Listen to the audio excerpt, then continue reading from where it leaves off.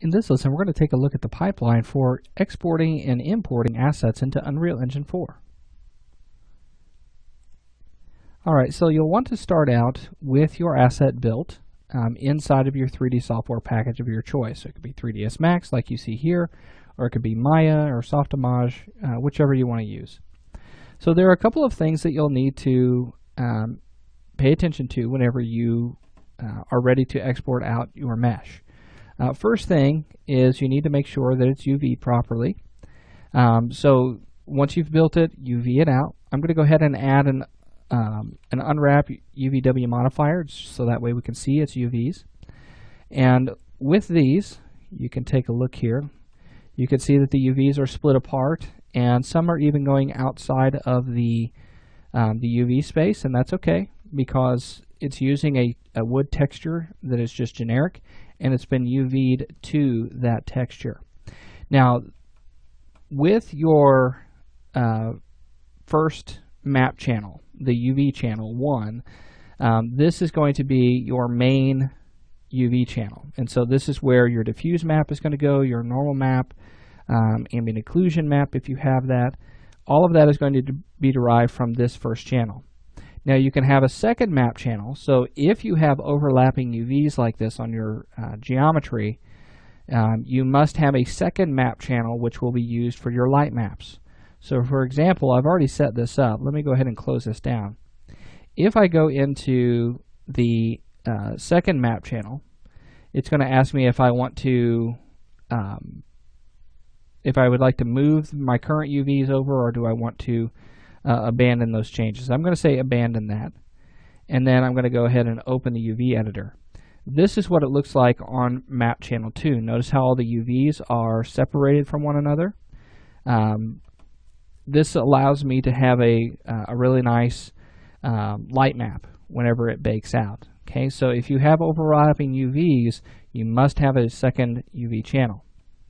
So a way that we can ensure that is make sure that you go to the UV channel 2, okay, map channel 2, and then you can hit move or abandon, whichever you want to do.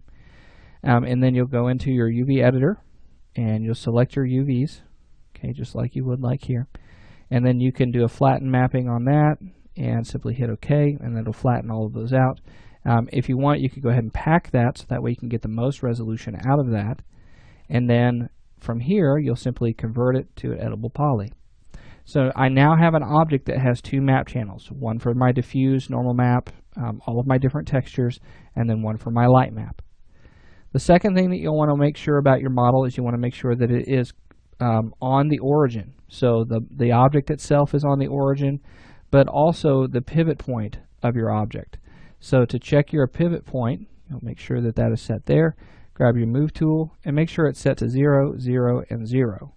Turn off your effect pivot only, and then whenever we bring this into Unreal Engine 4, you'll notice that the pivot point will be around this corner, and we can go ahead and we can rotate it like so. Now once all of that has been set, we need to export this out. We're going to be using the FBX workflow for that. To export, we'll simply go to File, and then Export, Export Selected. And then you're going to choose a file that you want that to go to. So in my case, we have project files, and then I'm going to put it in this FBX files folder. I'm going to go ahead and call it Crate Mesh, just like you see here. And I'm going to hit Save. And it's going to ask me if I want to override it. Yes, I'm going to go ahead and override it. Now there are some quick presets that you'll need to go through here. Or not presets, but some parameters that you'll want to go through. First thing you'll want to do is you want to make sure smoothing groups is turned on, and you also want to make sure that tangents and binormals is turned on, so that way that's imported in. And then you'll also want to preserve your edge orientation. Okay, those are the only three that you'll need whenever exporting to Unreal Engine 4. Okay. Now beyond that, we don't need animations or anything like that because this is not an animated object, so obviously that's not needed. We do not want to embed any media.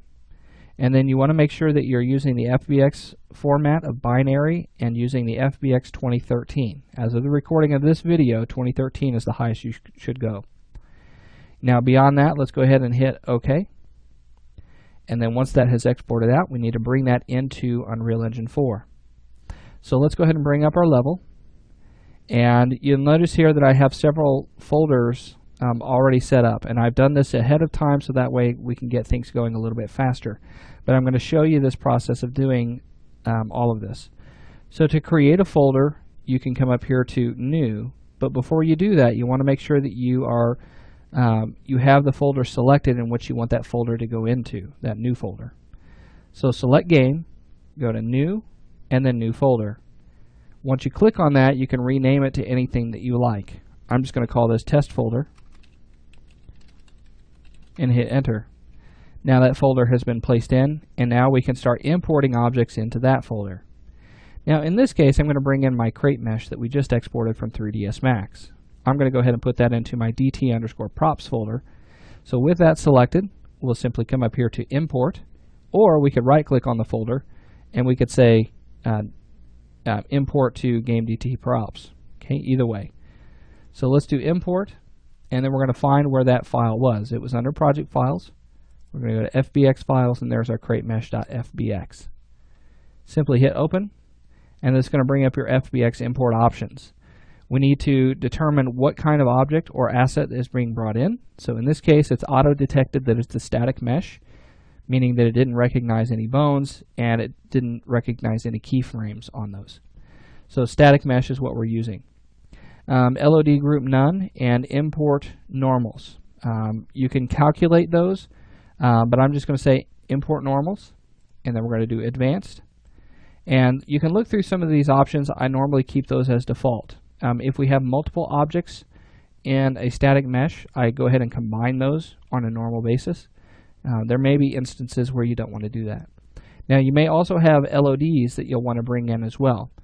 If you want to learn more about importing static meshes and you really want to get into that, we have a course for that. It is the Game Asset Pipeline for Unreal Engine 4. And you'll learn how to bring in a static mesh with LODs and how to import those materials and everything beyond that. So it goes a little more in depth than what we're doing here. Now at this point we'll simply say import, seeing how it's a single object, but if we had multiple, we could do import all. So let's import, and there is our mesh. So with that, we can double click on it, and this is going to open up our static mesh editor. And here we can start to set up different options about our object. Let's go ahead and left click on this tab, and I'm going to drag this right up here and dock it next to our level editor so I can switch back and forth very quickly. Now at this point you'll see that we have a little bit of information about our crate. It's currently on LOD 0.